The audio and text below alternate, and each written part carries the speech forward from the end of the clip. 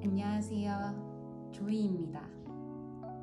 오늘은 두 번째 32살의 ADHD로 진단받은 이야기를 조금 더 해보려고 합니다.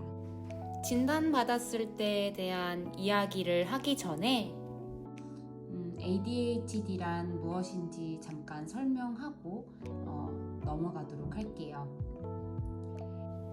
ADHD는 Attention Deficit 그리고 Hyperactivity Disorder 이 두 가지의 약자로서 주의력 결핍과 과잉 행동의 특징을 가지고 있는 질환입니다. 사람들은 그저 산만하고 충동적인 성향의 사람을 ADHD 같다라고 표현을 하곤 합니다. 하지만 ADHD는 주의력이 전혀 없는 것이 아니라 지속적인 주의 집중에 어려움이 있어 산만해지기 쉽고 에너지를 조절하기 어려워 과잉 행동을 보이는 상태를 말합니다. 주로 보여지는 모습이라고 하면 산만하고 가만히 앉아있기 어렵고 일이나 공부 같은 과업을 할 때 집중하기 어렵다라는 특징을 가지고 있어요. 따라서 어린 시절 지적을 좀 많이 받았으나 잘 고쳐지지 않았던 경험이 있을 수 있습니다. 그렇지만 집중을 못하는 것과 집중을 잘 조절하지 못하는 것은 다릅니다. ADHD를 가진 사람은 마치 머릿속에 TV 채널이 끊임없이 바뀌는 것처럼 어떤 것에 쉽게 몰입했다가도 갑자기 흥미를 잃어버리기도 합니다. 반대로 한 가지 일에 과도하게 집중해서 오히려 빠져나오지 못하는 경우도 있어요. 즉, 하이퍼 포커스의 특징도 나타납니다. 그렇다면 왜 ADHD가 생길까요? 잘 알려져 있는 것처럼 ADHD는 도파민과 노르에피네프린 같은 신경 전달 물질의 결핍으로 알려져 있습니다. 하지만 이 외에도 세로토닌, 글루탐산 등의 다양한 신경 전달 물질의 불균형이 얽혀 있다고 볼 수 있습니다. 특히 이 신경 전달 물질들은 주의 집중, 충동 조절, 에너지, 동기부여, 학습 속도에 아주 큰 영향을 미쳐요. 그래서 ADHD는 단순한 성격 문제나 나약함이 아니라 신경학적인 요인에 의한 어려움이라고 이야기할 수 있을 것 같습니다. 이제 제 진단 얘기를 조금 해보려고 하는데요. 저는 사실 얼떨결에 ADHD를 알게 된 것 같아요. 2025년 5월에 저는 남편의 권유로 ADHD 검사를 받았어요. 그때 당시 잠시 그냥 한국에 방문하는 거였는데 1년 정도의 결혼 생활을 하면서 남편은 제 ADHD를 어느 정도 눈치를 채고 있었던 것 같아요. 예를 들면 대화를 둘이 하면서 어떤 주제에 대해서 얘기하고 있는데 제가 쉽게 그 대화 주제에서 이탈을 하고 뭔가 새롭고 재밌는 것이 나타나면 주의 집중을 쉽게 빼앗겼어요. 그리고 집안 정리에 지속적으로 어려움을 겪는 등 ADHD로 의심할 수 있는 징후들은 충분했어요. 아마 저는 알고 있었을 것 같아요.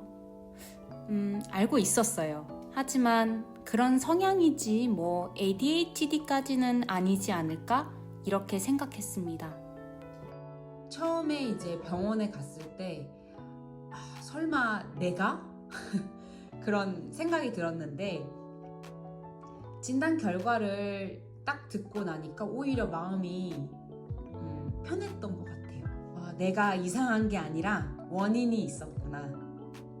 어쩌면 그동안 내 잘못만은 아니었구나 이런 생각이 들었어요. 저는 두 가지 검사를 진행했습니다.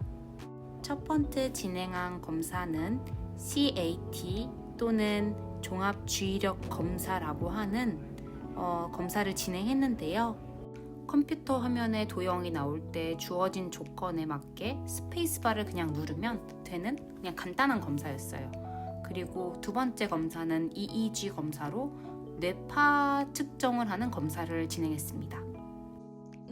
되게 지루했어요, 사실. 너무 쉽기도 하면서 어렵기도 하면서 그냥 되게 지루했던 검사여서 검사를 하는 동안은 뭐 ADHD 나 아닌 것 같은데 그냥 좀 주의력이 부족한 경향성이 있는 문제가 아닐까? 그런 생각을 하면서 검사에 임했던 것 같습니다. 하지만 이 지루했던 두 가지 검사 결과를 통해서 저는 복합형 ADHD 진단을 받았습니다. 의사 선생님이 저한테 이렇게 말씀하시더라고요. 환자분 그냥 완전 ADHD예요. 많이 힘드셨을 텐데. 조금 더 일찍 오시지 그러셨어요. 만약 ADHD 진단을 일찍 받았더라면 직업 선택이 달라졌을지도 모르죠. 간호사는 ADHD에게 매우 힘든 직업입니다. 힘드시지 않으셨나요? 그 말을 듣는데 약간 울컥하면서 위로감 그리고 안도감, 수많은 복잡한 감정들이 몰려왔던 것 같아요.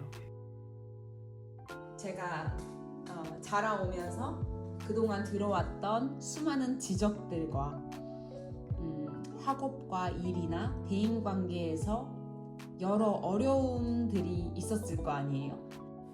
그 모든 어려움과 겪어왔던 모든 경험들이 하나로 연결되는 명료하고도 복잡한 기분이었습니다.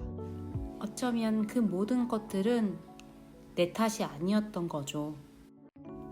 지금의 저는 ADHD 약 메틸페니데이트를 매일 아침 복용하고 있어요. 제 어려움을 상담이나 커뮤니티에서 털어놓기도 하고 나를 더 잘 이해하기 위해 ADHD를 공부하기도 합니다. 물론 여전히 좌절할 때도 있어요. 왜냐하면 약을 먹고 애쓴다 하더라도 ADHD가 사라지는 건 아니니까요. 그렇지만 내가 그래도 원인을 알았다. 그러니 이제 이거에 대해서 이해하고 어떤 방향으로 갈지 그 방향키를 잡았다고 저는 생각을 해서 나름 긍정적으로 살아가고 있는 것 같습니다. 32살이 된 지금 ADHD를 늦게 진단을 받았다면 늦게 받은 거지만 오히려 저는 더 행복하고 감사한 것 같아요. 왜냐하면 저에 대해서 더 이해할 수 있게 되는 계기가 되었거든요. 앞으로 제 경험을 나누면서 ADHD로 어려움을 겪는 사람들의 서포터가 되고 싶습니다. 지금까지 경청해 주셔서 감사합니다.